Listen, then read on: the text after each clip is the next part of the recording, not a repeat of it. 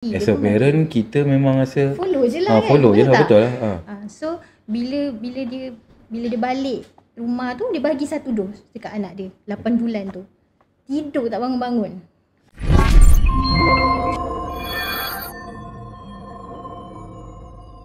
Assalamualaikum warahmatullahi wabarakatuh. Jumpa kita lagi dalam episod kedua podcast My Medic yang dibawakan khas kepada anda semua daripada Rakyat TV. Dan pada malam ni kita merasa sangat bertuah sebab kita dapat bawakan seorang yang mana saya rasa banyak pengalaman untuk berkongsi berkenaan dengan tajuk malam ni, iaitu Celik Ubat, panduan untuk ibu bapa. Panduan untuk ibu bapa. Apa tadi tajuk dia? Saya lupa ke dah. Celik Ubat dah. Tajuk dia. Panduan ubat. Panduan anak-anak untuk ibu bapa. Panduan ubat. Panduan ibu bapa untuk anak-anak. Okey. Tu tajuk malam ni. Tajuk dia. Saya ulang sekali tajuk dia. Tajuk dia Celik Ubat, panduan ibu bapa untuk anak-anak. Okey. Jadi malam ni dah lama kita tak bersiaran secara langsung untuk podcast My Medic ni. Last rasanya dengan Dr. Nakib untuk episod pertama. Jadi untuk episod kali ni kita bawakan kepada semua, kepada penonton semua, seorang owner farmasi yang bertauliah. Okey. Yang mana farmasi beliau antara farmasi pertama yang kami berjaya tembusi untuk promosikan barang-barang rakyat di farmasi beliau. Okay, kita jemput sama-sama Puan Liana daripada Farmasi Living Health. Selamat datang Puan. Terima kasih. Selamat datang pula. Assalamualaikum. Okay, orang lidah Puan Okey, kita. Okey, apa tu? Ramai dalam ni nak tahu berkenaan dengan latar belakang Puan. Kalau boleh Puan share sedikit nama, umur kalau tak ada jadi masalah. Okey. Status apa semua. Lepas tu yang paling penting kat mana farmasi. Farmasi di Living Health tu orang nak cari. Okay, Assalamualaikum warahmatullahi wabarakatuh. Waalaikumsalam. Nama saya Nurliana binti Yahya. Saya merupakan ahli farmasi yang kini bertugas di Farmasi Living Health Prima Sarjana Kajang, terletak di Prima Sarjana Kajang sudah 8 tahun. Sebelum tu saya pernah bertugas di 2 buah hospital kerajaan sebagai farmasi pelatih dan juga sebagai clinical pharmacist lah. So dah lebih kurang total saya dah jadi ahli farmasi dalam lebih kurang 13 tahun lah. 13 tahun. So umur kita tak bagi tahu. Okey, faham. Itu biasa. Itu biasa. Okay. Di kesempatan ni juga saya nak ucapkan terima kasih lah sebab sudi untuk jemput saya untuk kita sharekan tentang ubat-ubatan anak-anak kita. Saya ucapkan terima kasih banyak lah sebab sudi jemput. So saya cuba untuk explainkan dengan cara yang mudah difahami dan hopefully ibu bapa yang mendengar untuk hari ni akan dapat manfaat lah daripada podcast kita pada hari ini. InsyaAllah. Itulah sebab dia kita ada bincang itu dekat farmasi kan Puan, berkenaan dengan ubat apa semua. Tu yang saya dengan tim Rakyat TV tertarik berkenaan dengan apa yang kita discuss masa dekat farmasi tu kan. Tu yang kami rasa banyak benda tu jadi persoalan pada banyak ibu bapa kat luar sana. Faham. Kan? Betul. Dan mereka kadang-kadang tak ada saluran untuk bertanya. Ada soalan tapi tak tahu nak tanya kat mana, tak tahu nak tanya siapa. Faham. So bagi kami elok kita buat macam ni supaya apa soalan ataupun apa kemuskilan yang diorang rasa nak tanya, mungkin boleh tanya Puan secara dalam live ni. Kalau ada soalan boleh boleh typekan soalan, so kita boleh tanya terus dengan Puan Liana sekarang ni. Dan kami pun ada soalan untuk Puan. Kami dah sediakan soalan untuk Puan. Soalan biasa-biasa, soalan awam tak ada, dia tak ada saintifik sangat kan. Okey Puan, kita pergi ke soalan pertama. Macam main Who wants to be millionaire? Kan? Oh, aduh. Dia kena ada background music. Tu ada patut ada gelap sikit apa semua kan. Okay, Pan, soalan saya. Ramai ibu bapa kat luar sana rasa yang ubat farmasi dengan ubat klinik ni sama. So, daripada pandangan Puan sendiri sebagai seorang ahli farmasis, kenapa penting untuk ibu bapa tahu apa bezanya antara ubat farmasi dengan ubat klinik? Okey. Sebelum saya jawab soalan tu lah saya kena bagi tahu dan terangkan dululah tentang, semua orang tahulah ubat ni apa kan. Betul. Ubat ni adalah satu bahan yang digunakan sama ada kita ambil dari segi makan ke ataupun kita sapu ke, dia banyak form lah, ataupun suppository masuk ikut punggung ataupun melalui injection. So semua ubat ni digunakan untuk merawat penyakit. Dia untuk rawat penyakit, ada yang untuk mencegah penyakit, ada yang juga untuk mengawal penyakit. So semua ubat ni kalau kita tengok kan macam ubat lah, kita makan, kita sapu. Betul. Kenapa kita nak kena ambil tahu, betul tak? Betul. Kenapa penting untuk kita tahu, especially untuk anak-anak kan? Betul. Okay, so saya nak explain dekat sini lah Ubat ni sebenarnya kalau in medical terms, kalau dari kalangan doktor ke farmasi ke, kita panggil ubat ni poison actually. Oh. We call it poison. Poison tu kalau dalam bahasa Melayunya racun. Okay. Racun bahaya kan? Betul tak? So racun tu macam is something yang macam kita bahayalah kalau kita tidak ambil dengan cara yang betul. Betul. Okey, tapi ianya bukan, jangan risau. Jangan kita anggap okey tu racun kita tak boleh bagi, tak, bukan. Dia bukan macam racun tikus ke racun serangga ke, bukanlah. Tapi kenapa ini dipanggil racun? Sebab mengikut Akta Dadah 1952. So ubat-ubat ni dia mengandungi bahan aktif yang boleh memberi kesan yang kuat terhadap tubuh badan kita. So maksudnya kalau kita ambil ubat, bahan aktif tersebut dalam keadaan yang betul, dia boleh menyihatkan badan. Tapi jika kita ambil dalam keadaan yang tidak betul, maksudnya dos yang tidak betul dan salah, ianya boleh memberi kesan sampingan terhadap tubuh badan kita. That's why sangat penting untuk kita tahu ubat apa yang kita makan. Kita tak boleh kata makanan pun kita makan juga, ubat pun kita makan juga. Betul. Yang bagi doktor, yang bagi farmasis. Betul. Kenapa kita tak percaya dengan diorang? Betul tak? Betul. Kenapa kita follow je lah? Apa kita nak tahu? Betul, memang yang bagi tu mereka yang bertauliah. Memang betul. Tapi yang menggunakan kita. Kita yang kena bertanggungjawab terhadap apa yang kita bagi kepada anak kita. Betul farmasis yang bagi, doktor yang bagi, but we also human being. Kita pun manusia biasa. So macam kesilapan tu mungkin boleh berlaku, tapi jika ada ibu bapa yang cakna yang memang tahu tentang ubat ini, maka ianya kesilapan tu boleh dihentikan. Okay, saya bagi contoh situasi lah saya bagi contoh situasi. Macam mana soalan tadi, ramai ibu bapa beranggapan ubat klinik tu, klinik dan farmasi sama. Betul. Kebanyakannya ubat untuk penyakit ringan yang ada di pasaran ataupun yang berada di klinik, di farmasi ataupun di hospital, kebanyakannya memang sama, tidak dinafikan. Ubat ringan tu maksudnya macam penyakit batuk, demam, sesak. Memang sama. Tapi kita kena tahu dekat Malaysia, ubat yang berdaftar under Kementerian Kesihatan Malaysia sangat banyak. Dia sangat banyak. Satu ubat satu bahan aktif ubat, minta maaf. Betul. Satu bahan aktif ubat contoh kita ambil paling simple lah, paracetamol, ubat demam. Paracetamol. Paracetamol tu nama generik ataupun bahan aktif ubat tersebut. Tapi yang mengeluarkannya banyak. Panadol under apa yang dikeluarkan oleh JSK juga mengandungi paracetamol, ataupun Euphamol dikeluarkan oleh Dua Pharma juga mengandungi paracetamol. So kebanyakan ataupun Excel paracetamol dikeluarkan oleh Kotra Pharma, ianya juga adalah paracetamol. So dekat sini saya nak tekankan untuk ibu bapa, tidak ada masalah untuk mempunyai tanggapan yang ubat itu sama, tapi kita mesti bila bertanggapan tu mestilah dengan ilmu pengetahuan. Maksudnya mesti make sure ubat yang anak-anak kita terima tu kita kena tahu nama generic name dia.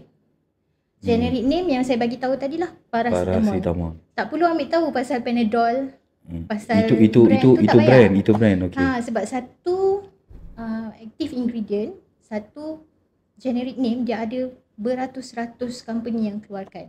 Kenapa saya kata penting itu? Contohnya kalau pesakit contohnya kalau anak kita sakit, kita pergi ke facility A. Tak kisahlah farmasi ke klinik ke. And then kita terima ubat masa tu mungkin Adizio. Adizio tu nama brand ada. Nama brand. Tapi yang kita kena tahu nama generik ubat tersebut, iaitu nama yang ada kecil dekat situ, iaitu cetirizine. Ubat tu. Okay. So kita pun bagi anak kita ubat. And then kita rasa macam belum macam belum sembuh lah, macam tak okey kan. Macam tak apa? So, tak apa belum tu, betul-betul baik kan. Dia jadi macam mungkin ada setengah tu macam dia tak sesuai, tak serasi. Tak serasi. Dia pergi ke second facility untuk dapatkan second opinion. Okay, pergi dekat situ dia dapat pula Excel cetirizine contoh.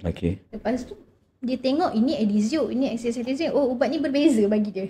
But actually it's the same medication because of the active ingredient dia sama. So saya nak tekankan sebenarnya untuk para ibu bapa untuk make sure yang kita ni tahu nama generik ubat. Nama ubat anak kita. Kalaulah kita pergi ke fasiliti tersebut, dia tampal ubat tu penuh kita ada hak untuk bertanya, apa nama ubat ni? Perlu make sure. Maksudnya kalau kita tak nampak generic name ubat, yes. Biasa kan kadang kan dia akan tampal semua, lepas tu tulis je apa ni, ubat demam 5 ml 3 kali sehari, ubat demam.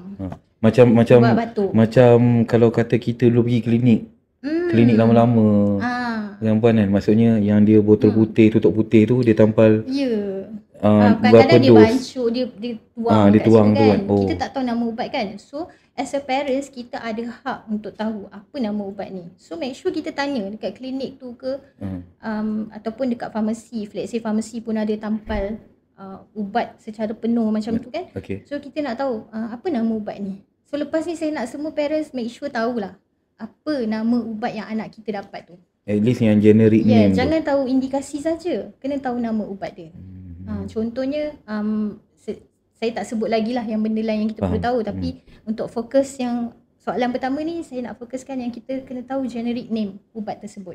Bukan nama brand dia tapi generic. Sebab kalau dekat in pharmacy school, kita orang memang diajar untuk cara even melabel satu berapa nak tulis. Cara tampal tu pun kami diajar tak boleh menutupi nama ubat dan juga tak boleh menutupi expiry date. Tak boleh tutup. Sebab tu tak boleh tutup the whole. Kalau perasan dekat farmasi akan ada, kita akan tampal yang kita akan dilipat sikit kat hujung. Sebab kita tak nak tutup semua. Sebab itu pun under law jugalah ya kalau ikut. Ya, betul. So macam untuk kenapa penting tu yang paling penting untuk tahu, especially parents yang ada anak-anak yang berusia bawah 2 tahun lah. Bawah 2 tahun, sebab ada sebahagian ubat yang memang tidak boleh diberikan langsung kepada anak-anak bawah 2 tahun kerana ianya boleh mengancam nyawa lah. Saya bagi contoh ubat batuk dengan ubat sesama yang mengantuk. So ubat batuk dengan ubat sesama yang mengantuk ni, contoh kalau ubat sesama tu macam chlorpheniramine, dexclorpheniramine. Ini saya sebut nama generic name yang kecil tu bukan nama brand. Bukan nama brand yang besar tu. Ataupun phenylephrine, pseudoephedrine, promethazine, ubat batuk macam dextromethorphan, diphenhydramine. Ni semua memang tidak boleh, kontraindikasi, bermaksud tak boleh diberikan kepada anak yang berusia bawah 2 tahun kerana ianya boleh menyebabkan kegagalan fungsi paru-paru. Bahaya, sangat bahaya. So saya nak share satu experience satu situation yang pernah berlaku. One of my friend, dia bawa anak dia berusia 8 bulan waktu tu pergi ke klinik. Anak first lah. Anak actually itu anak kedua ke ketiga. Anak kedua, okey. Saya bukan yang pertama lah. Bukan yang pertama lah. Okey, faham. So dia pergi masa umur dia baru umur anak dia baru 8 bulan. So dia pergi dekat klinik tersebut, dia berjumpa doktor untuk kes allergic, alahan gatal-gatal. Okey, dekat in market actually ada ubat yang dibenarkan untuk kes allergic diberikan kepada bayi berusia 6 bulan ke atas. Okey. yang iaitu Telfast. Okey. Tapi untuk kes urtikaria lah, iaitu kes alahan gatal-gatal. Okey. Okey, so bila dia berjumpa doktor tu memberi ubat yang betul. Which is Telfast lah. Maksudnya dia nak prescribe ubat yang betul. Maybe itu doktor locum lah. Saya tak pasti. Okey. Lepas tu dia pergi ke kaunter untuk ambil ubat. Tapi one of the staff dekat situ dia menukar ubat kepada ubat yang lain, which is ubat yang tidak boleh diberikan kepada budak berusia bawah 2 tahun. Atas alasan? Okey, sebab ubat tu tak ada stok. Waktu tu waktu COVID. Waktu COVID memang nationwide banyak ubat yang tak ada stok lah. Dia banyak shot lah kan. Banyak shot. Okay. So waktu itu bila ditukarkan ubat tersebut tanpa pengetahuan doktor, dia hanya memberitahu sahaja yang ubat tersebut dah habis, kita tukar kepada ubat yang ni, tapi ubat ni pun sama je fungsi dia. Boleh untuk gatal-gatal sebab ubat sesama dengan ubat gatal-gatal samalah sebenarnya. Okey. So bila macam tu dia pun okey lah, dia kata tak apa, ini boleh selamat, boleh bagi. As a parent kita memang rasa follow je lah kan. Follow je lah, betul lah. So bila dia balik rumah tu, dia bagi 1 dos dekat anak dia 8 bulan tu. Tidur tak bangun-bangun. Sampai sudah. Tidur. Bukanlah tak. Bukan macam tu. Maksudnya lama lah tidurnya tu. Okay. So as a mak, dia rasa macam something wrong, dia tak boleh continue bagi. Sedangkan masa tu parents dia, mak dia macam cakap okey lah ni, bagilah kan macam tu. Yelah dia tidur lama kan. Mungkin tengah rehab lah. Macam rasa okey lah dia tidur, tak garu lah, tak gatal, tak nangis. Betul tak? Betul. Lepas tu dia rasa macam something wrong, yang dia WhatsApp saya, dia pun tunjuk lah nama ubat semua-semua. Pukul 12 malam masa tu. Saya daripada mengantuk terbeliak mata. Terkejut because not supposed to give lah. Sebab 8 bulan. Kalau macam setahun 8 bulan ke setahun 10 bulan ke, kita macam okey lagi lah kan. Betul. Tapi itu nampak tak pentingnya. Betul. Nasib baik dia WhatsApp Puan. Kalau dia WhatsApp saya cuma akan cakap okey teruskan. Go on. Boleh. Anak tidur tak garu kan. Sebab pada kita yelah, pada orang awam macam saya yang tak ada knowledge kan, kita macam logik lah. Kita akan rasa betul lah. Okey lah tapi orang yang ada ilmu memang terus saya tak dapat bayang kalau dia continue bagi lagi, next bagi tak boleh lah. Sebab dia boleh menyebabkan kegagalan fungsi paru-paru, respiratory distress. So sangat bahaya lah sebenarnya. So nampak tak pentingnya untuk at least kita tahu nama ubat tu. Macam tu lah. So sebabnya kalau dekat hospital government kan, ubat ni dia akan, waktu kita bagi ubat, dia punya proses untuk sampai ke pesakit tu panjang tau. Dia akan lalu proses counter checking, cross checking tu sangat banyak untuk make sure ubat yang kita terima tu selamat. Sebab dekat government. That's why lah kalau pergi government, kalau tengok dapat tunggu ubat lama kan, harapnya bersabar. Mungkin sebab ubat anda tengah ada problem tu, tengah nak settle dengan doktor. Tengah nak lalu checking custom semua lah. Okay, faham. Sebab dia macam kalau ada problem dia makan terhenti kejap, kita kena call doktor, kena confirmkan everything semua kan. Tapi kalau dekat fasiliti swasta, dia tak ada benda tu. Mungkin ada tapi dia tidak sedetail kerajaan. Ada tengoklah macam mana staff tu boleh simply tukar. Macam case tadi lah Puan kan. Ya. So penting. Dan staff tu tukar tanpa acknowledgement doktor tu. Yes. Mengikut apa yang diceritakan oleh kawan saya itulah. Yelah, takkanlah doktor tu bagi pula kan. Of course lah, saya sangat yakin doktor-doktor mostly memang tahu ubat mana yang tak boleh diberikan kepada kanak-kanak bawah 2 tahun. Saya tak cakap, saya tak adalah kata staff tu salah totally, tapi dekat sini pengajaran dia, saya nak cakap kita tak boleh bergantung dengan orang.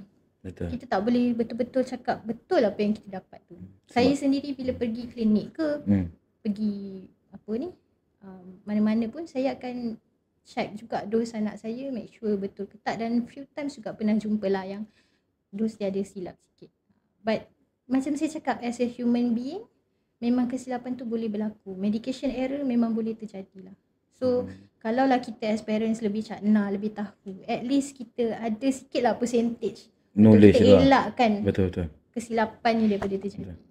Sebab kalau yang macam Puan cerita tu, saya pun personally ada pernah terjadi juga benda tu. Ubat batuk juga untuk anak. Nah, dia cakap benda yang sama, staff tu cakap benda yang sama, sebab dia kata ubat batuk ni sama je. Sebab biasa saya bagi anak saya Bena Expectorant ni. Okey. Tiba dia tukar. Saya tak pasti nama Anak apa masa dia. tu umur berapa? Anak saya 10 tahun. 10. Okey. Tapi anak saya autism kan. Jadi saya balik terus sawan pun. Terus sawan. Okey, itu ubat yang lain lah. Ubat yang lain, bukan Bena. Tapi dia kata sama, tindak balas dia sama.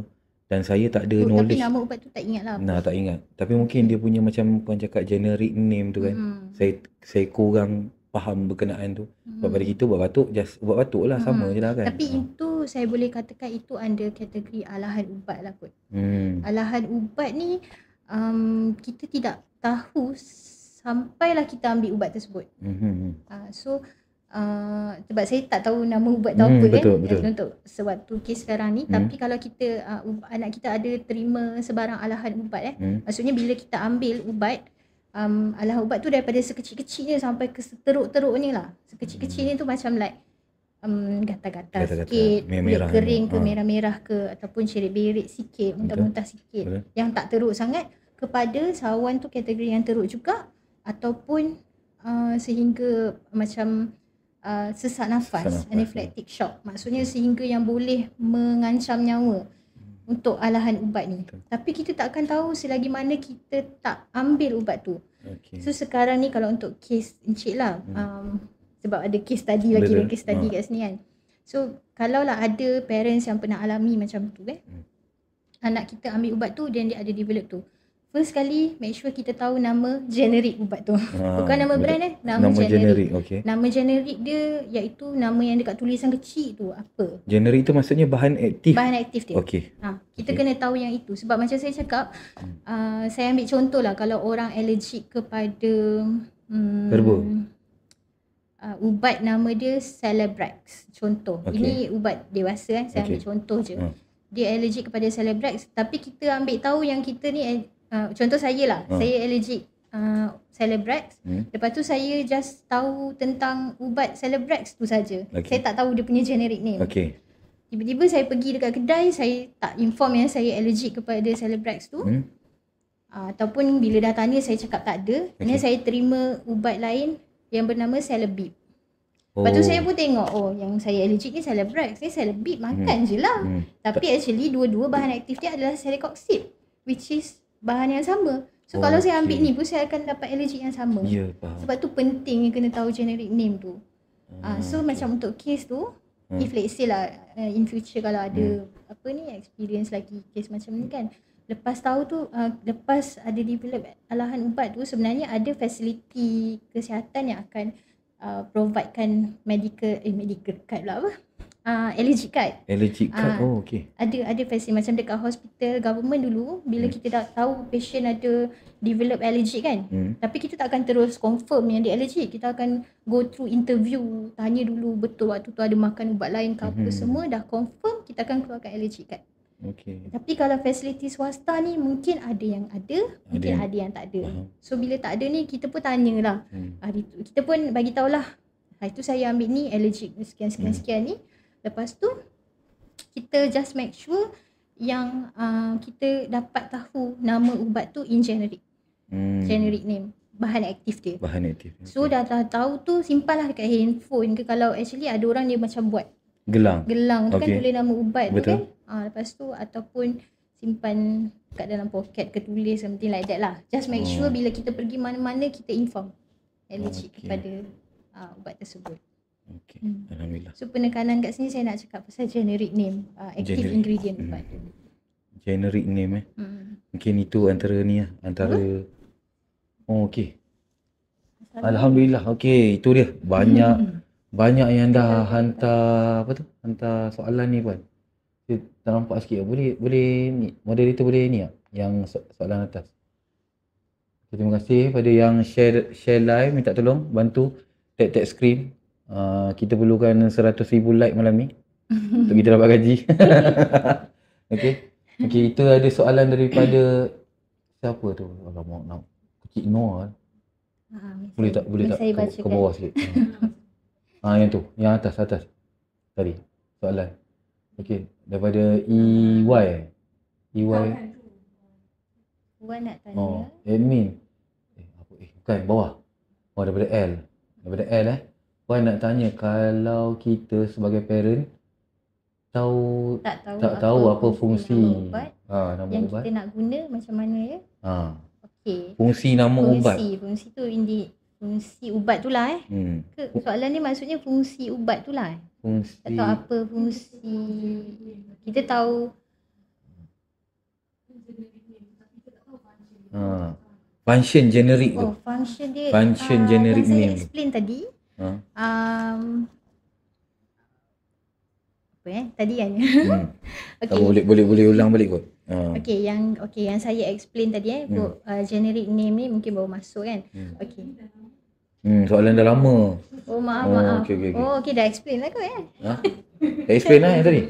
Tak apa, boleh explain sekali. Balik generic name ni dia penting. Secara ringkas. Dia penting macam saya cakap lah. Satu generic name tu adalah bahan aktif ubat tersebut.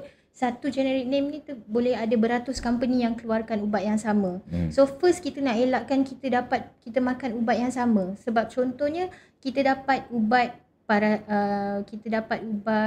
Panadol, lepas tu kita dapat juga ubat Eufamol. Lepas tu kita tengok nama Panadol, Eufamol. Kita rasa benda tu lain. But it's actually the same because of nama generiknya adalah paracetamol. So kita nak elakkan toxicity jugalah sebenarnya, side effect yang boleh terjadi sekiranya kita ambil ubat secara ubat yang sama tapi dalam waktu yang sama. Tapi nama brand ni berbeza tapi ubat tu sama. Contoh kita dah bagi anak kita yang ni macam saya cakap tadi lah. Kita pergi fasiliti yang A, kita dapat ubat tu. Lepas tu kita rasa macam macam tak okey lagi, kita pergilah for second opinion, kita pergi dekat Facility B pula. Dia bagi ubat yang sama tetapi brand yang berbeza. Tapi kita sebab because of kita tak knowledge tentang generic name tu, kita rasa ubat tu berbeza. So kita pun bagi juga, dah bagi yang ni, bagi juga yang ni, waktu yang sama. So kalau untuk tahu generic name tu pun sebenarnya saya bawa contoh ubat tapi saya tak bawa datang sini. Oh ya ke? Tu dekat situ dalam beg. Bukan bawa. Ada ubat. Bukan. Ada ubat ke? Nak tunjuk ke? Tak boleh. Oh ya ke? Okey. Okey kalau okey faham. Okey kalau sorry kita first time. Kalau ubat, kalau kita tengok ubat kan, biasanya dia akan ada tulis besar macam Adizio, bawah tu kecil je dia tulis cetirizine 1 mg 5 mg over 5 ml contoh. Yang cetirizine tu nama generik. Itu bahan aktif. Yang tu yang kita kena tahu. Yang nama besar tu tak tahu pun tak apa. So kalau kita pergi mana-mana, kita nak cari ubat, as long as ubat tu dia punya nama yang kecil tu sama, boleh je ambil, tak ada masalah. Tak semestinya kita kena ambil brand yang sama. Okey. Macam itulah. Okey. Itu dia tadi. Soalan satu je. Dia punya penjelasan kalau tak faham lagi tak tahulah. Sebab saya pun rasa macam nak kata faham, dia nampak faham, dia nampak faham tapi mungkin baru masuk sikit kot. Kan? Tak apa, tak faham boleh tanya. Boleh. Okey. Boleh tanya. Okey, kita pergi ke soalan seterusnya Puan. Okey. Sebagai seorang ahli farmasis, apa beza ubat untuk budak-budak dengan orang dewasa? Okey. Untuk perbezaan ubat saya ambil dari segi dosage form dululah. Dosage form. Dosage form ni bentuk ubat lah. So bentuk ubat ni dia ada banyak. Okey, kalau untuk kanak-kanak, of course lah kita tak boleh bagi yang bentuk tablet, kapsul, tak boleh. So biasanya untuk kanak-kanak, ubat akan diberikan dalam bentuk cecair. Contohnya macam sirap, suspension. Suspension ni dia lebih likat daripada sirap lah. Ataupun dalam bentuk powder, granules, which is dia akan dilarutkan dalam air sebelum diberikan kepada anak. So yang ini contohnya macam antibiotics. Ataupun Montelukast untuk paru-paru. So ubat-ubat tu memang perlu larut dulu, lepas tu baru boleh bagi dekat anak. So itu untuk budak-budak lah.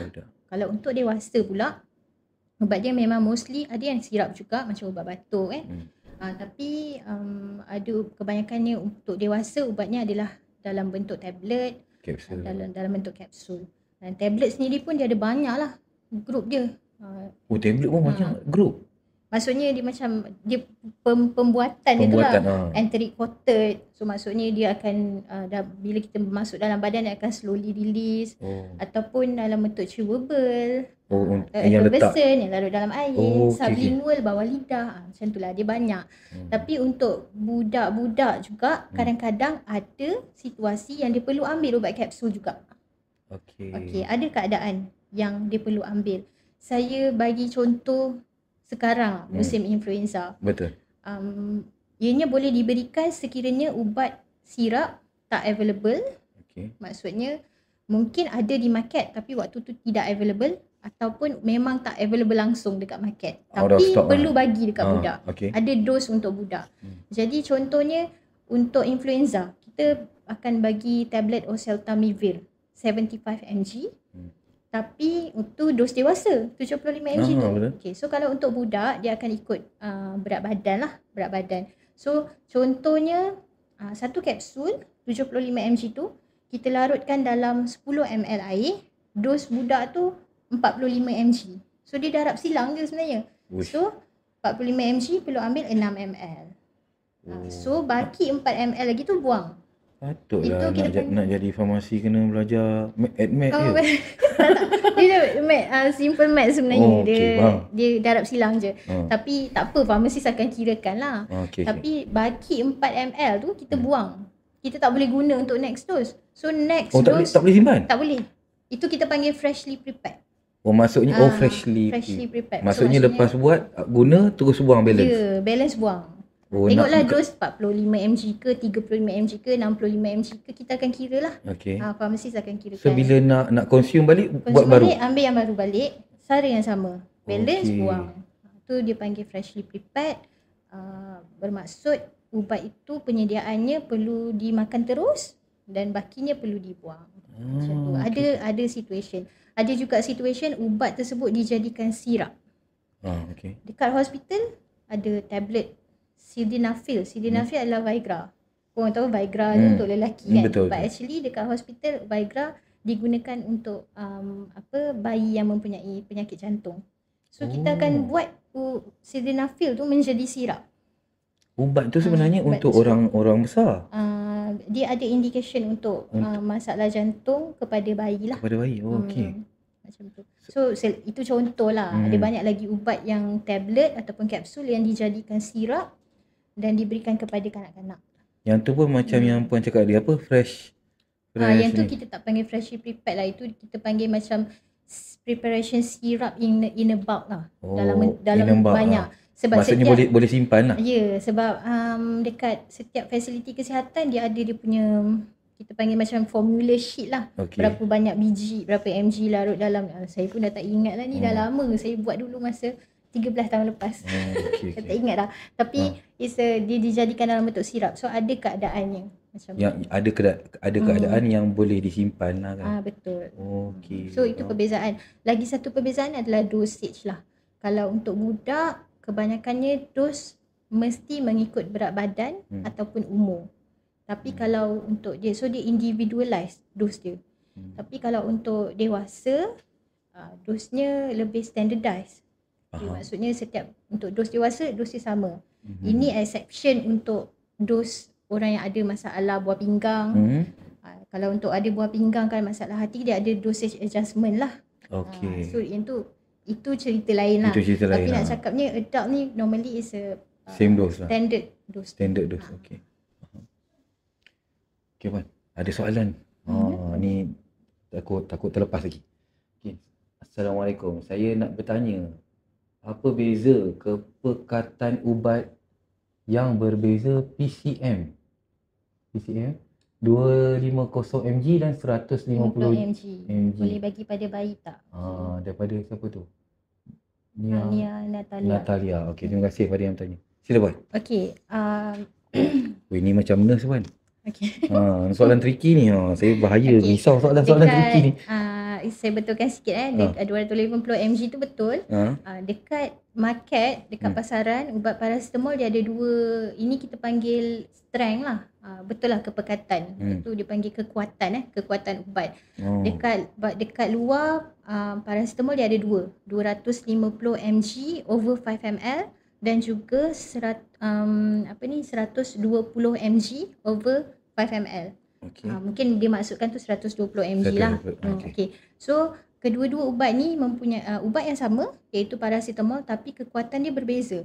Maksud kekuatan tu dalam 5 ml ubat ada 250 mg paracetamol. So lagi kuat lah. Isi padu lah maksudnya. Betul. Macam 5 ml ada 250 mg paracetamol dalam tu. Kalau 120 mg pula dalam 5 ml ada 120 mg paracetamol. So dia kurang kuat sikit lah. Okay. So kedua-duanya boleh diberikan kepada kanak-kanak termasuk bayi. Bayi pun boleh. So, bawah 2 tahun? Ya. Actually bayi yang baru lahir pun boleh sebenarnya. Kalau dia memang ada demam, memang kena bagi paracetamol. Tapi mungkin ada kes yang bagi dalam intravenous ke, macam masuk ubat sini ke kan. Tapi boleh diberi asalkan dosnya betul, iaitu 15 mg per kg. 15 mg setiap 1 kg berat badan anak. So dua-dua boleh bagi, tak ada masalah. Cumanya mungkin ml yang untuk 120 mg per 5 ml tu lagi banyak lah. Sebab dia 120. Sebab dia 120. Kalau yang tu dia perlu ambil rendah sikit lah. Macam tu lah. So boleh, tak ada masalah. Harap menjawab lah. Harapnya menjawab tadi pada Nia. Terima kasih Nia. Soalan yang sangat bagus sebenarnya. Okey, Puan, soalan seterusnya. Apa ni?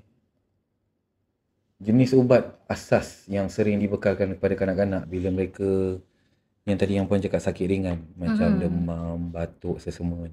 Ubat asas. Ubat asas lah biasanya kalau untuk demam, kita akan bagi antipyretik, iaitu ubat yang boleh menurunkan suhu. Biasanya paracetamol, ibuprofen, mefenamic acid. Tapi biasanya adalah commonly is paracetamol lah. Ibuprofen Ibuprofen pun boleh diberi. Yang dalam cerita Sherif yang begitu tu lah. Ya ke? Tak ingat. Yang tu dia orang panggil ibuprofen bukan? Ibuprofen. Yelah kot, tak ingat lah tengok Sherif. Itu ubat demam. Dia actually kategori tahan sakit, tapi dia ada efek antipyretik, iaitu boleh menurunkan suhu. Okey. So boleh diberikan, tapi tengok keadaan. Biasanya kita akan bagi paracetamol lah. Itu yang selamat lah. Yang selamat lah biasanya. Itu untuk demam. Kalau untuk batuk sesama Puan? Kalau untuk batuk sesama, batuk biasanya kita bagi diphenhydramine, sirap untuk PITS ataupun salbutamol sirap, ataupun bromhexine, ambroxol, dan N-acetylcysteine. Ada beberapa jenis lah. Tapi kita kena tengok had umur lah. Itu untuk batuk lah. Kalau sesama pula, sesama ni antihistamin kan, dia ada generation dia. So yang common kita akan bagi cetirizine, loratadine ataupun desloratadine. Loratadine tu biasa dengar. Desloratadine ataupun ni yang saya sebut ni semua nama generik lah. Faham. Ataupun levocetirizine, fexofenadine, macam tu lah. Soalan tambahan dia Puan, antara ubat demam, sesama dengan batuk, yang mana yang paling banyak dia punya pembahagian generik dia? Maksudnya kalau ubat demam ke, ubat batuk ke, ubat sesama yang terlalu banyak bahan aktif yang maksudnya parents perlu tahu?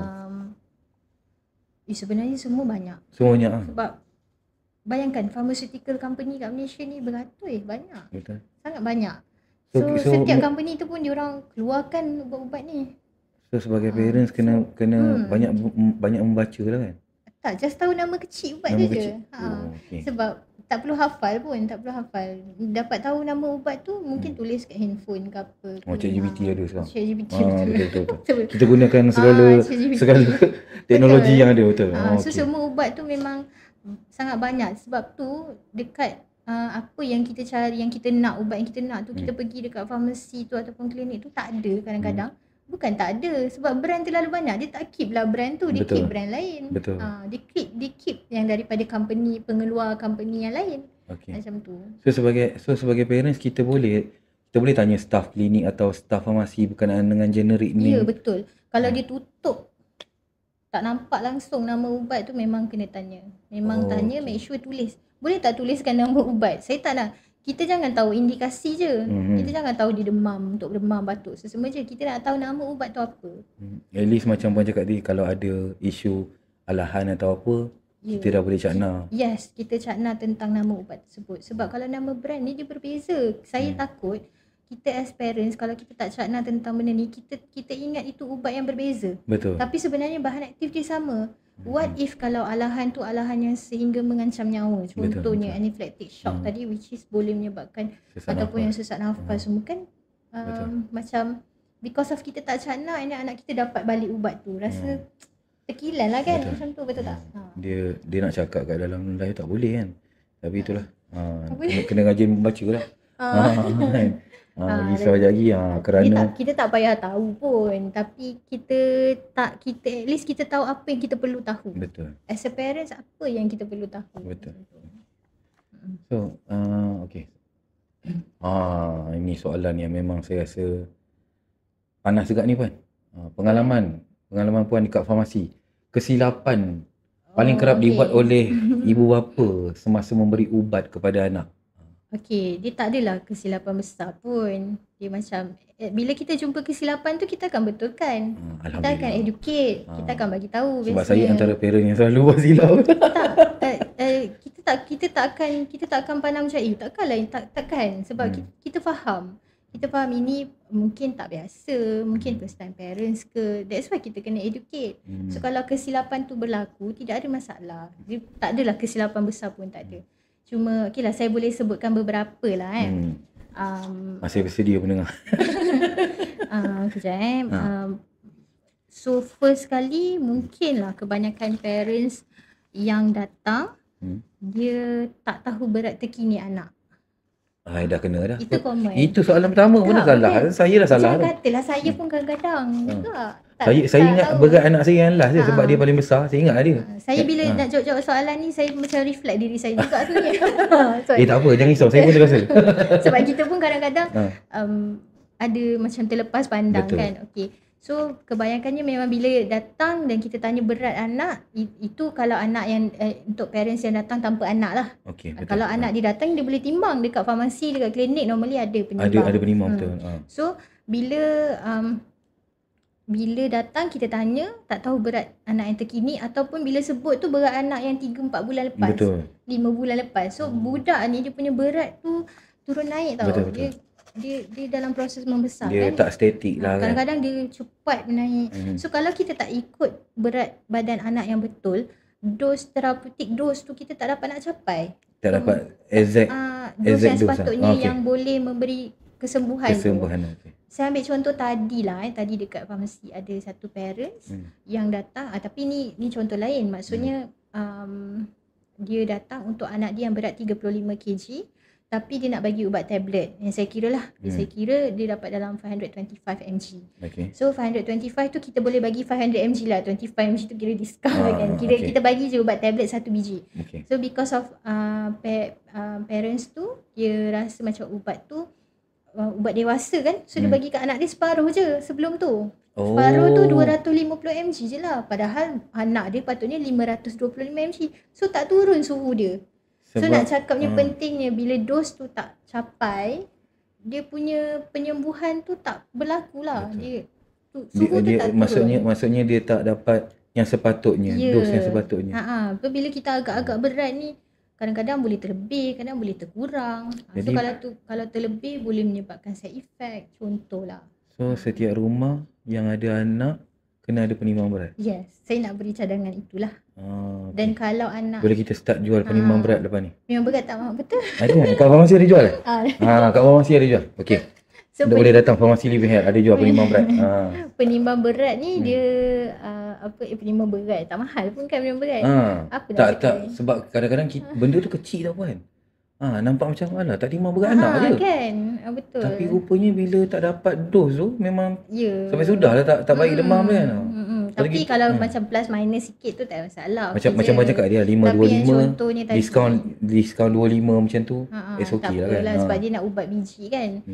Lepas tu bila kita timbang berat tu, sebelum kita pergi ke contohnya anak kita tak sihat kan, kita nak pergi beli ubat kan. So kita timbang dulu, kita dapatkan berat, pergi farmasi bagi tahu berat, senang. Kita boleh kirakan dos. Tapi kalau kita bawa anak kita sekali ke hospital, ke klinik ke, biasa doktor akan timbang lah berat anak tu. Ini isu yang tak bawa anak lah kan. Ya, betul.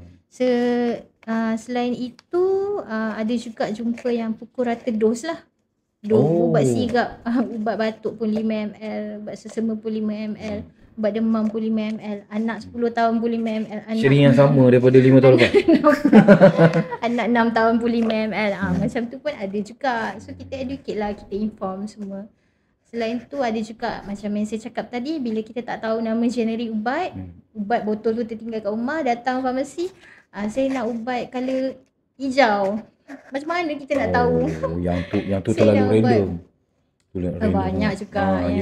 Saya nak ubat, anak saya boleh yang ubat colour ni saja. Macam mana kita nak teka? Dewasa pun sama, saya nak ubat bulat putih. Semua bulat putih, macam mana kita nak teka? Macam tu lah. So itu salah satu juga. And selain itu macam kalau itu lebih pada kerenah customer kan. Dan itu bukan kesilapan. Yelah, yang bulat tak bukan. Yang bulat putih tu kalau saya jadi farmasi pun tak boleh, kita memang tak boleh teka. Kalau kita nak teka pun, contoh kalau patient bawa datang ubat dalam sampul, ubat tu bulat dan putih. Lepas tu tulis pula indikasi je, nama ubat tak ada. As a pharmacist, kita memang tak boleh simply teka lah sebenarnya. Paling-paling pun kita boleh callkan klinik. Kita call klinik and bagi tahu nama patient, before ni dia dapat treatment sekian, kita boleh dapat. Kalau yang dibawa yang macam apa tu, bekas tu pun, maksudnya yang kan kalau beli street tu okey. Yang tu okey. Tu boleh. Okey. Maksudnya boleh. Kalau yang sebiji kosong tu memang faham. Ada yang kita boleh ada yang kita boleh tahu kalau dekat ubat tu memang ada tulis something ke, kita try check cari boleh jumpa and then tengok indikasi match kan, betul okey. Tapi kalau yang tak yang random macam tu je tak lah. Faham. Kesilapan lah tu kan. Yalah, memang itu memang kesilapan. Itu bukan kesilapan, it's like something yang kita perlu tahu yang tak, tu kesilapan dia sebab dia membuatkan kita buat farmasi buat silap kan bagi dia. Memang kita tak bagilah, kita akan bagi yang sesuai untuk dia lah.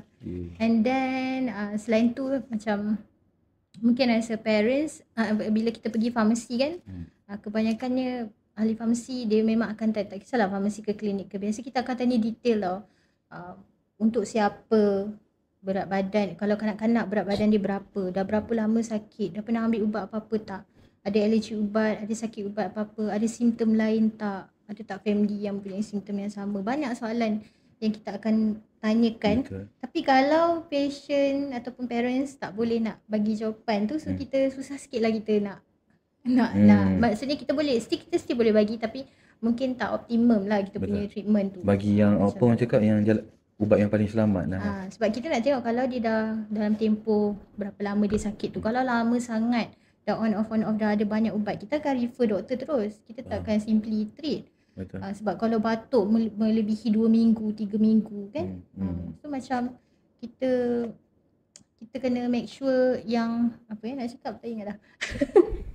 So macam maksudnya kita kalau ambil risiko lah kan. Kalau dia dah tempoh tersebut, dia dah pernah ambil ubat apa, kita tak nak bagi ubat yang sama. Betul. Macam itulah. Okay. So dekat sini saya just because of kesilapan inilah saya just inform balik lah untuk parents dekat luar sana.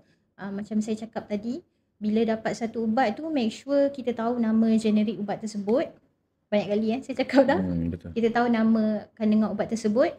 Dekat label tu label tu kita kena ada nama ubat.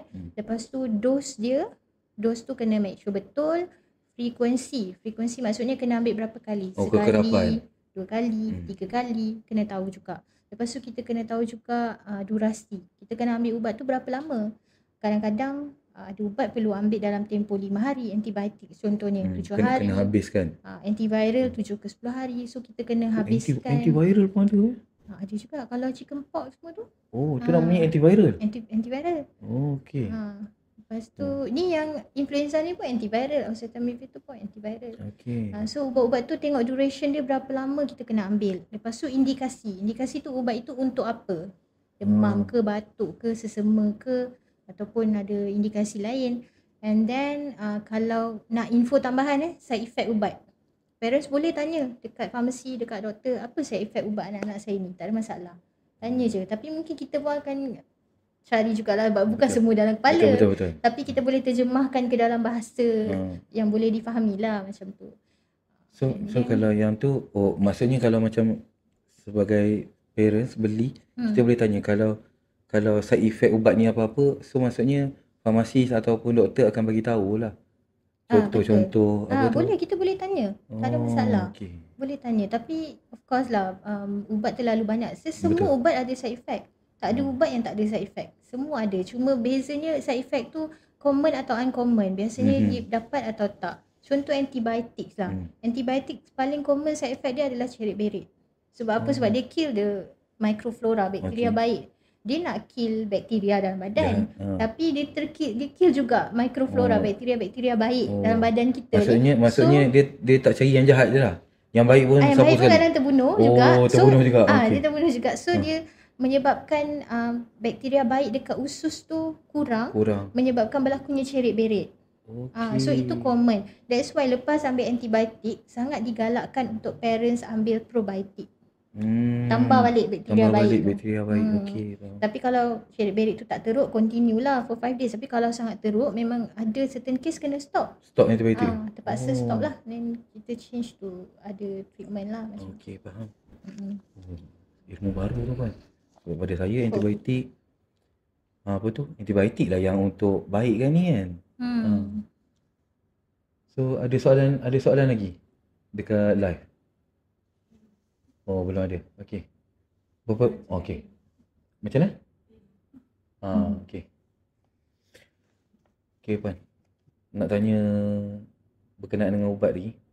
Panduan penyimpanan ubat yang betul di rumah supaya ubat tersebut kekal selamat dan berkesan. Macam saya contoh. Saya common parents. Segala ubat dalam peti ais. Betul ke tu? Okey. Segala ubat tu bermaksud ubat tablet pun sama? Semua. Tak perlu. Ubat tablet, ubat kapsul tak payah. Sebab pada saya dalam peti dia lebih hygiene. Tak. Tak Tak perlu. Tak perlu pun sebenarnya. Untuk tablet? Tablet tak payah. Ubat tablet simpan je dekat luar, dekat tempat kering, dekat suhu bilik 20 hingga 25 degree Celsius. Okey. Kita rasa macam tu tapi actually tak perlu pun. In fact, dalam peti kita kan ada makanan semua kan bercampur, lagi tak hygiene sebenarnya. So ubat sirap tu pun tak elok sebenarnya dalam peti. Okey. So saya explain tentang penyimpanan ubat ni. First kali yang kita kena refer adalah product leaflet. Dekat yang kertas ada dalam brochure ataupun dekat kotak ke kan. Ada kat situ dia akan mention ubat ni perlu simpan dekat suhu bilik. Sebelum dibuka dekat suhu bilik. Suhu bilik bermaksud 20 hingga 25 degree Celsius. Ataupun ubat ini perlu disimpan di dalam peti sejuk pada 2 hingga 8 degree Celsius dekat chiller bawah. Chiller tu kan. Okay. So apa-apa semua kena refer dekat situ. Sebab setiap ubat dia mungkin tak sama. Ada ubat sirap yang lepas buka dia suruh letak dalam peti. Ada juga ubat sirap yang lepas buka dia akan mention simpan di tempat kering. Tak ada masalah pun nak letak dekat luar. Tapi biasalah kita dah praktis kan. Lepas buka simpan dalam peti kan. Tak ada masalah. Boleh je. Ubat sirap okey. Tak ada masalah. Tapi kalau dia kata kalau dekat label tu memang mention selepas buka simpan di tempat kering, nak simpan kat luar pun tak ada masalah. Melainkan dia memang mention kena simpan dalam peti. Kena simpan dalam peti. Okey. So ubat-ubat ni penyimpanan dalam peti pun kena betul. Dia tak boleh letak, tak digalakkan untuk letak dekat tempat buka pintu tu. Sebab pintu kan buka tutup. So dia punya suhu tu tak stable. Dia bukan pada kadar yang stable lah. Okay. That's why bila kita simpan, digalakkan untuk simpan dekat dalam bekas yang bertutup. Bekas yang bertutup yang kalau boleh jangan mix dengan food lah, tapi susah kan. Kalau peti yang besar mungkin boleh. And then jauh daripada pandangan anak-anak.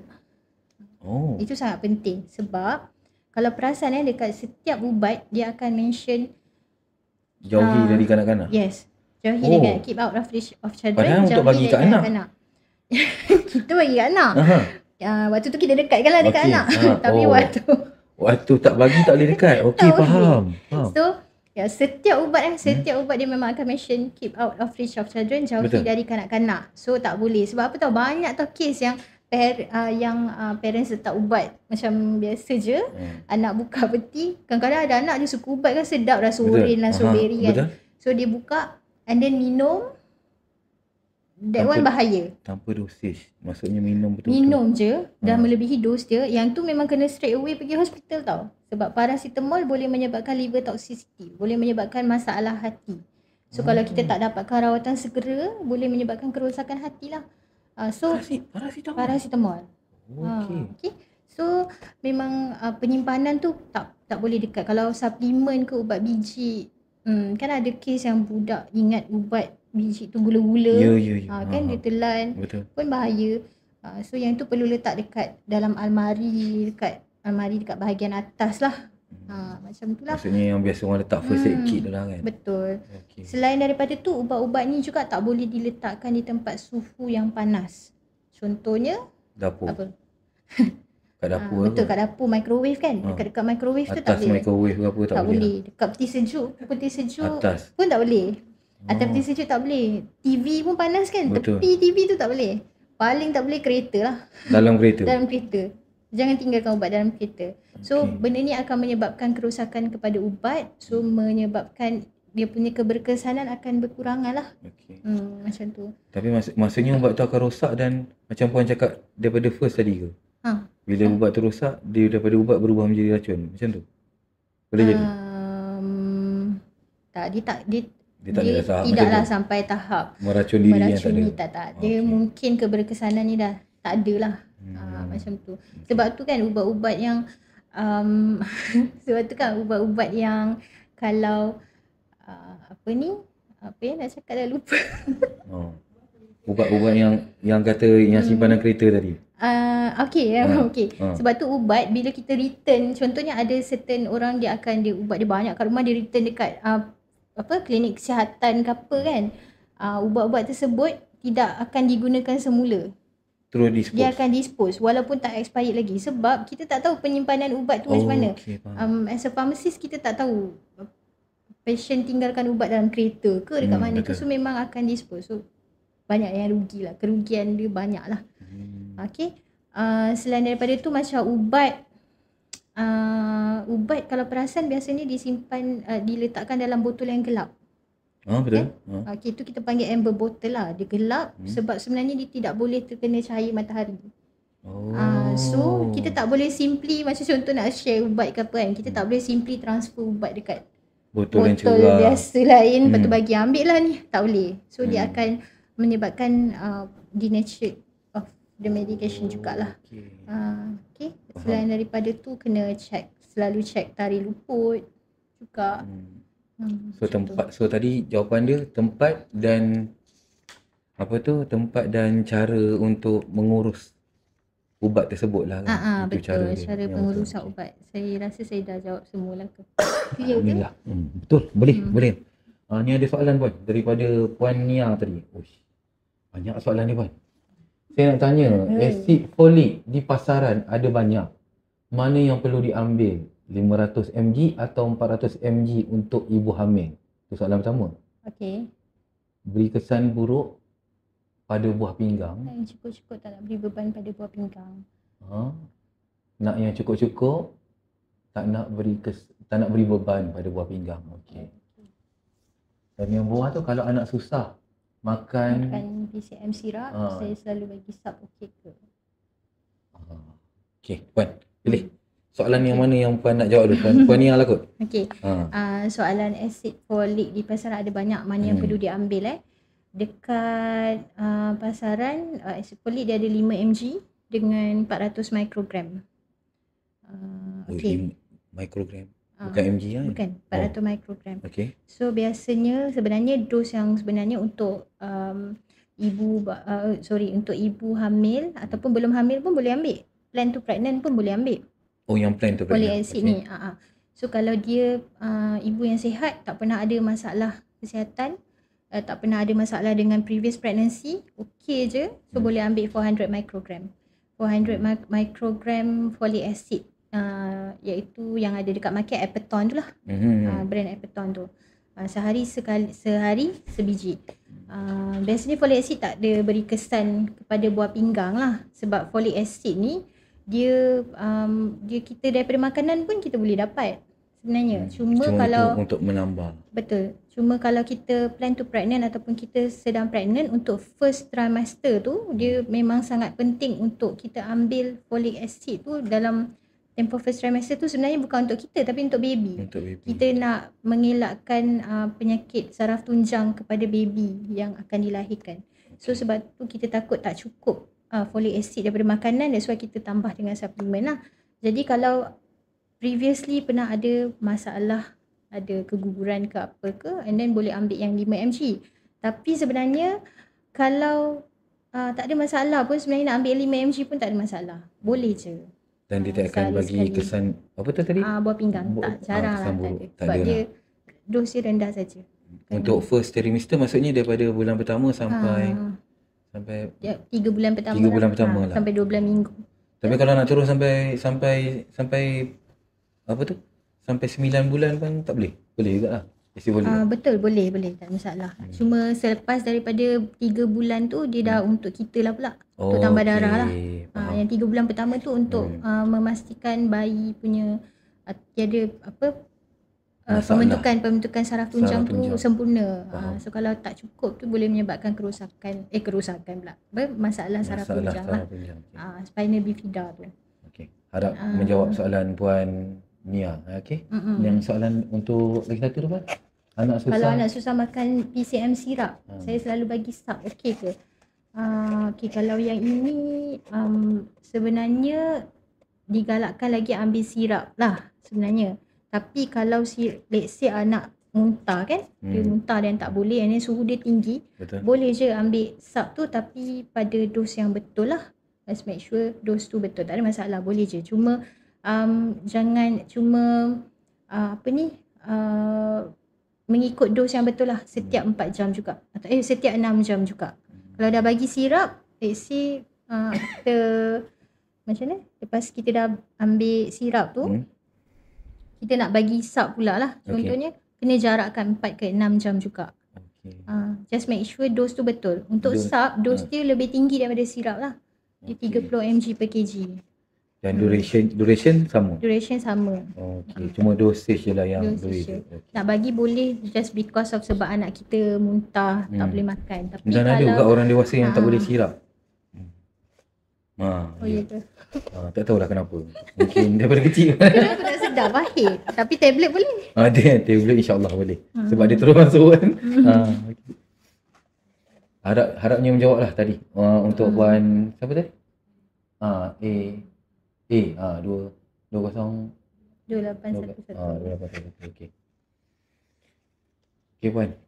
Kita dah hampir ke soalan yang belum soalan akhir. Banyak lagi Puan. Banyak lagi ke? Banyak lagi. Yo. Ni soalan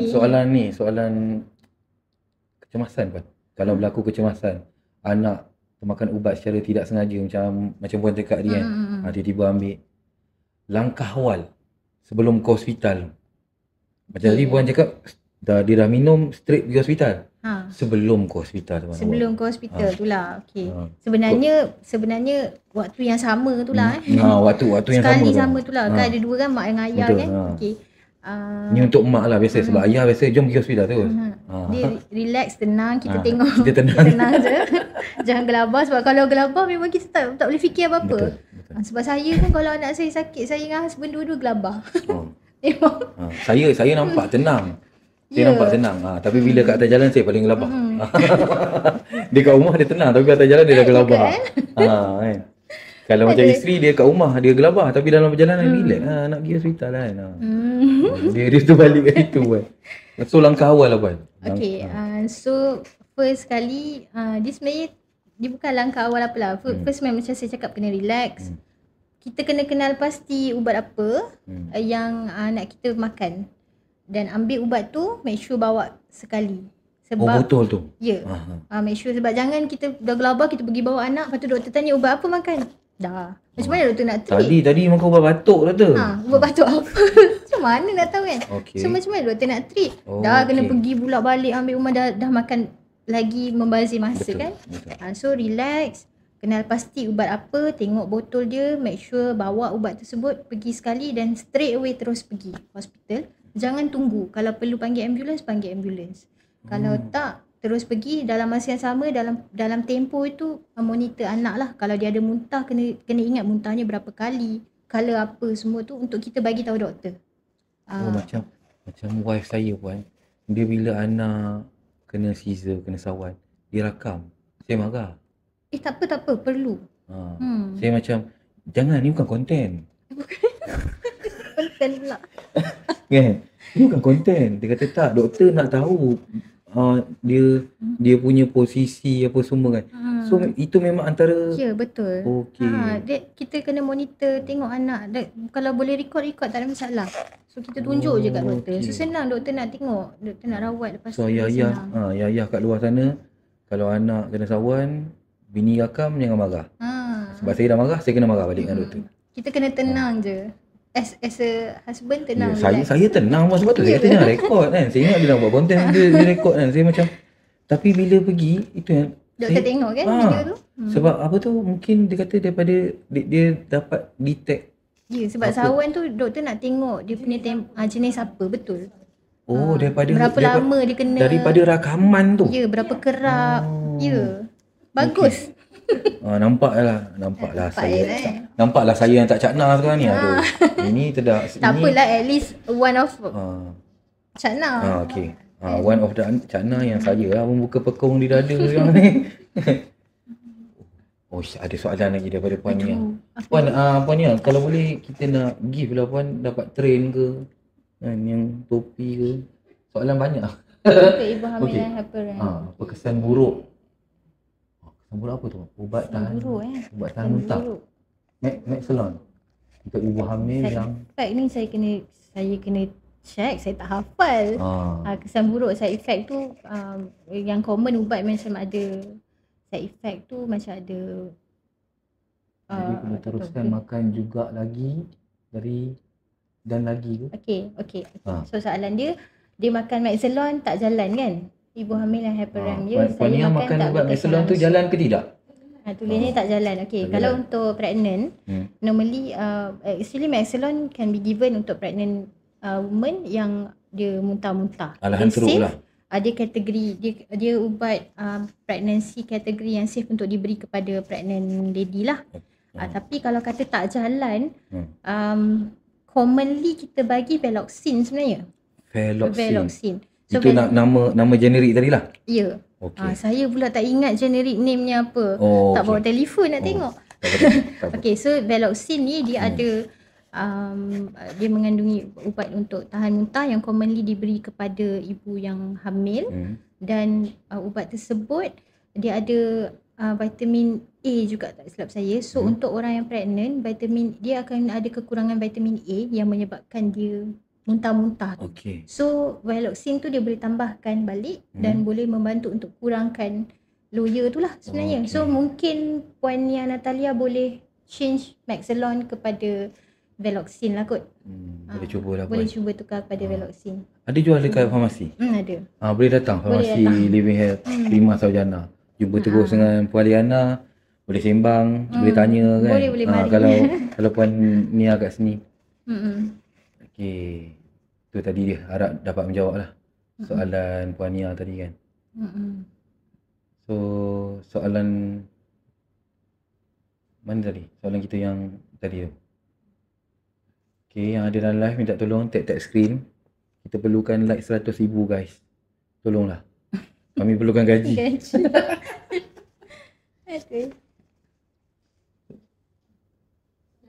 Soalan last.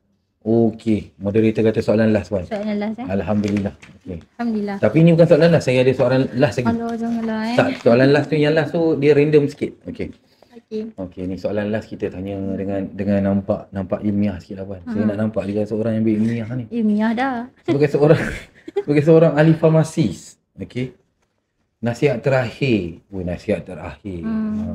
Nasihat lah, maksudnya nasihat kepada ibu bapa supaya lebih celik ubat dan tidak salah langkah bila memberi ubat pada anak-anak. Okey, kesimpulannya lah kesimpulannya. Sebenarnya semua tu saya dah terangkan lah tadi. Cuma untuk ini bukan untuk anak-anak je lah, sebenarnya untuk semua orang lah. Kita kena amalkan 5B. 5B. Okey. 5B ni untuk ubat.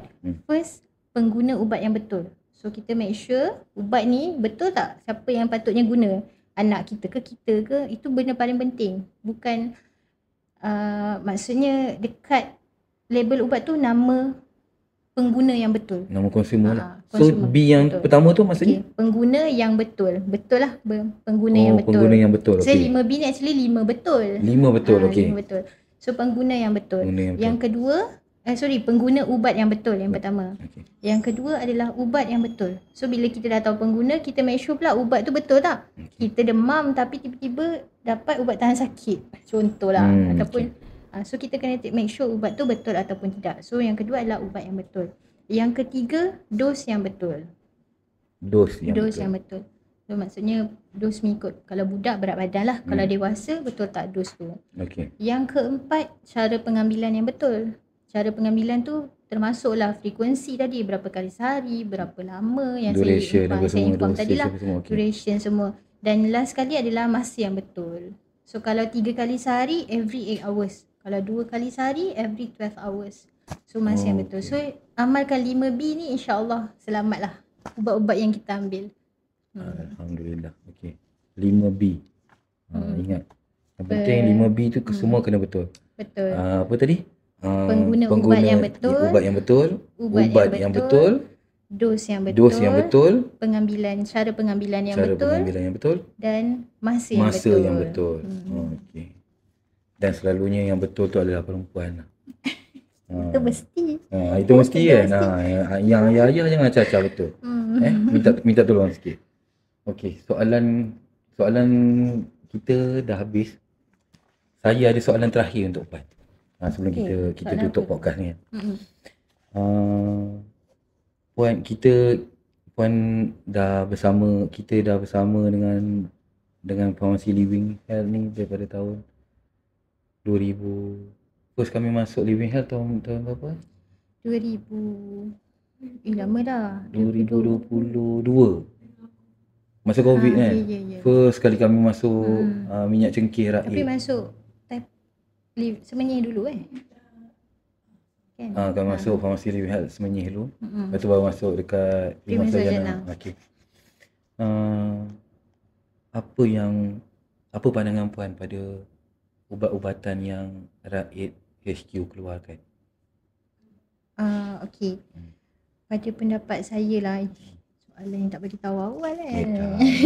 Ini random je sebab apa tu? Jujurnya kan. Sebab apa tu? Kami nak tahu juga pandangan farmasis pada produk yang kami keluarkan. Pada pendapat saya, produk Raid memang actually sangat bagus lah. Especially macam Raid cengkeh tu. Dan Kajeput tu. Lepas tu yang terbaru ni Wound Care kan? Doctor Care. So dia punya bahan premium. And then ramai yang memang cari, dan bila dia ambil dia ulang guna balik. Produk yang berkualiti lah pada saya. That's why masih sampai sekarang ada di Farmasi Living Health lah. Alhamdulillah, terima kasih. So siapa pengguna Raid area Kajang dengan Magic Warmer juga. Yang tu memang canggih Magic Warmer ni. Bukan, yang ada baru. Bukan ada je. Baru lagi. Okey, ni kita tak masuk lagi. Okey. Yang ni ada dah. Yang ni ada tukar. Ni apa cuba bagi tahu. Ini antara pertama. Antara yang pertama. Baru kan? Orang pertama yang pegang. Ya. Saya pun tak. Free lah ni. Tiba tak adalah. Unboxing. Ini Dr. Care Cleanser Foam. Cleanser foam. So Cleanser untuk foam. pencuci muka lah. Dia bukan? Cleanser. Oh, okey. Untuk cuci luka. Faham? Untuk pair Tak dengan payah, lepas tu tak payah bilas kan? Okey. tak ada alkohol. Maksudnya kita this one macam untuk patient yang maybe bedridden. Bedridden, Tak betul. boleh nak basuh mandi kan. So kita bagi ni, kita apply this one and then just wipe saja. Tak perlu. Boleh ke? Just wipe sajalah.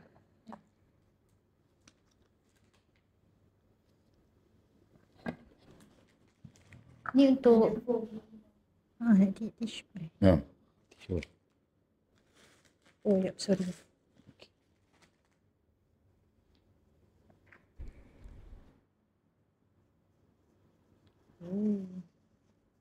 Tu boleh lap je lah kan? Tak ada bau apa kan? Ada sikit, Ada tapi sikit, dia bukan bau yang pedih. Dia tak, bukan bau yang ni lah, bau apa? Macam chemical. Sebab kalau tengok bahan ni macam natural lah. Natural buat. Kita raik semua natural. Itulah. Okay. So pada pengguna raid yang nak cari produk raid, yang mana yang ada dalam live ni, yang cari produk raid boleh datang ke Farmasi Living Health Prima Sarjana. Boleh. Jumpa terus dengan Puan Liana ataupun Nazmi dia apa? Pharmacist assistant. Pharmacist assistant yang paling kami sayangi, Nazmi. Kan, memang sayang betul dengan Nazmi. Tunjuk kat dia ni. Kan? Dia ada. Oh, Nazmi ada.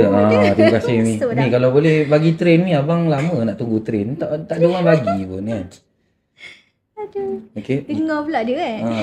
So pada pengguna raid ataupun yang nak cuba produk raid yang paling baru yang tadi tu, apa, cleansing Ni belum masuk foam. lagi ni. Dia belum masuk. Soon memang masuk. Memang kalau ada produk baru raid, pergi cari dekat Farmasi Living Health Prima Sarjana. Semua ada. Daripada Dr. Care. Dia bagus lah, macam Dr. Care Gel ni dia untuk cuci luka juga kan. Untuk luka actually dia boleh juga untuk eczema ataupun any case yang apa, wound care lah. Skin problem lah, seizure ke boleh je. So yang ini Dr. Care. Apa? Mana ni? Oh tu masa bagi bunga. Bunga je bagi. Tak apa. Bunga pun boleh Mi. Abang tak kisah. Love dah bagi. Abang tak kisah kan. Besok aku jawab dengan bos. Abang minta train ni. Aduh. And then yang ini dia sesuai kalau untuk patient yang mungkin bedridden kan, kita tak susah nak mandikan dia. Betul. So at least ada alternatif untuk cuci lah semua. Kan?